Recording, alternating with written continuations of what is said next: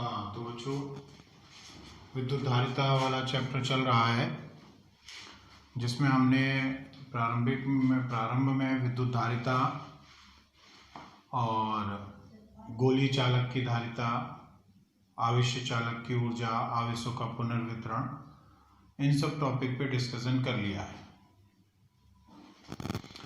अब जो next topic आता है वो है संधारित्र। थोड़ा सा पीछे की ओर जाएं तो उसमें यही आता है कि भाई धारिता, विद्युत धारिता में हम डिस्कस क्या कर रहे हैं, हम कौन से पॉइंट पे, क्योंकि ये ध्यान में दिमाग में रहना बहुत जरूरी है कि हम किन पॉइंट्स को डिस्कस कर रहे हैं, हम किन घटनाओं को यहाँ पर पढ़ रहे हैं। तो यहाँ पर अब हम इस चैप्टर में आवेशों के संचय के संबंध में बात कर रहे हैं, हम स्टोरेज के संबंध में, चार्जेस के स्टोरेज के संबंध में बात कर रहे हैं। तो उसमें यही बताया गया कि जो आवेश संचित होता है वो सदैव ही चालक पर किया जाता है, क्योंकि चालक पर मुक्त इलेक्ट्रॉन होते हैं चालक में, जो कि आसानी से निकाले जा सकते हैं, चालक पर इलेक्ट्रॉन को स्थानांतरित कराया जा सकता है। फिर गोलीय चालक की धारिता में हमने ये देखा कि वो जो गोलीय चालक की धारिता थी वो त्रिज्या के समानुपाती थी। तो त्रिज्या के मतलब ये होता है कि जो आवेश होता है वो चालक के पृष्ठ पर संचित होता है। क्यों होता है इस पे हम अलग से पॉइंट पे डिस्कस करेंगे, एक लेक्चर हमारा इसी बात पे होगा। अभी तो फिलहाल पृष्ठ पे संचित होता है। अगर हम ज्यादा आवेश संचित करना चाहते हैं, अगर हम ये चाहते हैं कि ज्यादा आवेश संचित कर लें, तो हमें बड़ा चालक यूज करना पड़ेगा।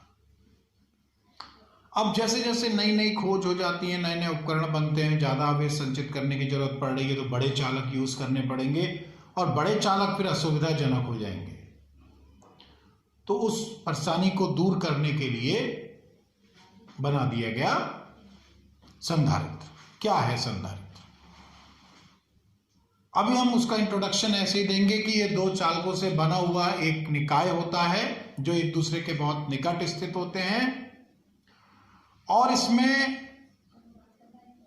आवेशों का संचय किया जाता है, विद्युत ऊर्जा का संचय किया जाता है।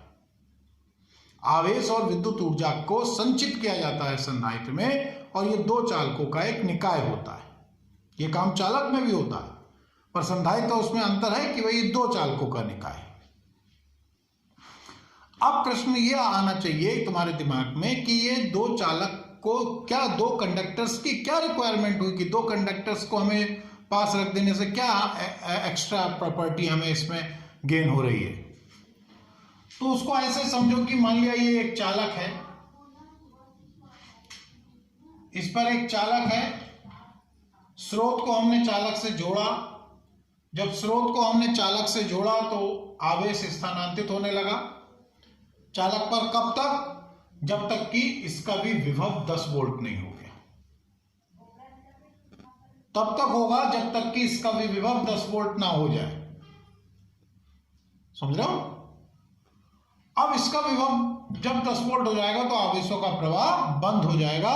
अब तुम इस पे और अधिक आवेश संचित नहीं कर सकते, और अधिक आवेश नहीं संचित कर सकते। अब यदि तुमने इसके निकट, बहुत निकट की बात होती है, कोई दूसरा चालक रख दिया, कोई दूसरा कंडक्टर रख दिया, सेम साइज का है या साइज डिफरेंट भी है, तब भी कोई नहीं बात है, फिलहाल तो सेम साइज के रखते हैं, पर कोई भी हो सकता है। तो इसके पॉजिटिव चार्ज के कारण इसके इलेक्ट्रॉन इधर की ओर विस्थापित होंगे, तो इसका ये वाला पृष्ठ ऋणावेशित हो जाएगा। इसे कहते हैं प्रेरित हो गया आवेश, क्योंकि इसमें जो इलेक्ट्रॉन है वो इसकी ओर आकर्षित होंगे। जब आकर्षित होंगे तो वो ये वाला पृष्ठ ऋणावेशित हो जाएगा, तो इधर इलेक्ट्रॉन विस्थापित हुए तो ये वाला पृष्ठ धनावेशित हो जाएगा।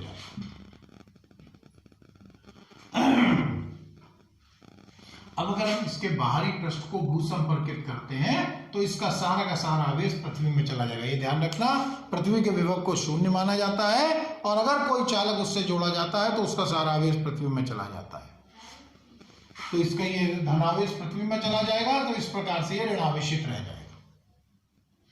तो अब ये बात हुई कि एक चालक के निकट जब हमने दूसरा चालक रख दिया तो इस पे एक ऋणावेश प्रेरित हो गया, ओवरऑल बात ही हुई। इस ऋणावेश के कारण भी इस पर एक विद्युत विभव डेवलप हो जाएगा। तुमने पढ़ा है कि जैसे कोई गोलीय कोश है, उसके केंद्र से स्मॉल r दूरी पर विद्युत विभव पड़ा है तुमने कि यहां में विद्युत विभव होता है, उसी तरीके से प्लेट के कारण भी यहां पर एक विद्युत विभव होगा। धनावेश के कारण विद्युत विभव धनात्मक होता है और ऋणावेश के कारण विद्युत विभव ऋणात्मक होता है, तो इस पर नेगेटिव पोटेंशियल डेवलप होगा।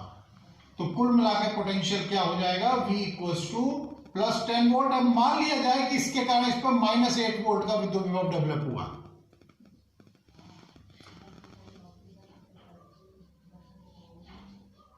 तो प्लस -8 वोल्ट हो गया। तो 10 - 8 इक्वल्स टू हो गया 2 वोल्ट। जो विद्युत विभव 10 वोल्ट था, दूसरी प्लेट उसके निकट रख देने पर वो 2 वोल्ट रह गया।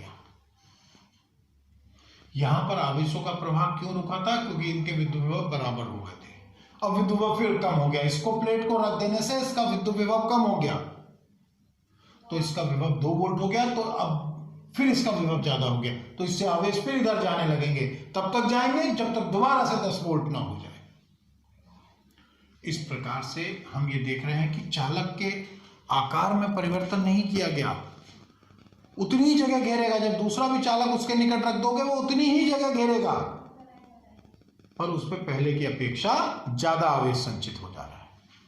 तो यही संधायित्र की विशेषता है, यही इसके अंदर एक्स्ट्रा प्रॉपर्टी है। तो ये संधायित्र की बात आ गई। तो फिर एक बार रिपीट करते हैं, संधायित्र क्या है। ये 2 चालकों से बना हुआ एक निकाय होता है जिसमें आवेश और विद्युत ऊर्जा का संचय किया जाता है। इसकी क्या विशेषता है, इसमें चालक के आकार में परिवर्तन के बिना एक चालक की अपेक्षा उस पर अधिक आवेश संचित किया जा सकता है। ये इसकी एक बात आ गई। अब टाइप्स ऑफ कैपेसिटर के प्रकार, एक होता है समांतर प्लेट संधारित्र। इसमें 2 समतल प्लेटें होती हैं, वो आयताकार हो सकती हैं, वृत्ताकार हो सकती हैं, वो त्रिभुजाकार भी हो सकती हैं। एक दूसरे के निकट स्थित होती हैं, टच नहीं करती हैं, एक दूसरे के निकट स्थित होती हैं, उनके बीच में वायु या परावैद्युत होता है। ये कहलाता है समांतर प्लेट संधारित्र। दूसरा है गोलीय संधारित्र। इसमें 2 गोलीय कोश होते हैं भिन्न भिन्न त्रिज्याओं के। छोटा गोलीय कोश बड़े गोलीय कोश के भीतर स्थित होता है और भीतरी गोलीय कोश को एक चालक तार द्वारा बाहर से जोड़ दिया जाता है। ये चालक तार कहीं भी बाहरी गोलीय कोश को स्पर्श नहीं करेगा, तो ये गोलीय संधारित्र हो जाता है। एक और होता है बेलनाकार संधारित्र। बेलनाकार संधारित्र 2 बेलनाकार कोश होते हैं, 2 खोखले बेलन होते हैं, ये कहो समान लंबाई के, और उन्हें समाक्षिक रूप से रखा जाता है। इनके बीच में यहां पर भी कोई परावैद्युत या वायु स्थित होती है, और ये होता है बेलनाकार संधारित्र। तो संधारित्र अभी जो हमने समझा वो संधारित्र, बार बार इसे समझें, इस बात को बार बार देखें, बार बार समझें कि संधारित्र क्या है। संधारित्र, समांतर प्लेट संधारित्र, गोलीय संधारित्र और बेलनाकार संधारित्र, ये 3 प्रकार के। अब इसको हम रिप्रेजेंट किससे करते हैं, रिप्रेजेंट हम करते हैं, इसका जो सर्किट सिंबल है, सर्किट सिंबल इस तरीके से बनाया जाता है। 2 पैरेलल लाइन बनाई जाती है, आवेशित है तो एक पे पॉजिटिव एक पे नेगेटिव लिख दिया जाता है। तो ये है संधारित्र की बात है। अच्छी तरीके से बच्चे से समझ लें कि एक्चुअल में संधारित्र क्या है, क्योंकि बार बार संधारित्र आएगा, तो समझ लें कि हाँ भाई संधारित्र क्या है और कितने प्रकार का है।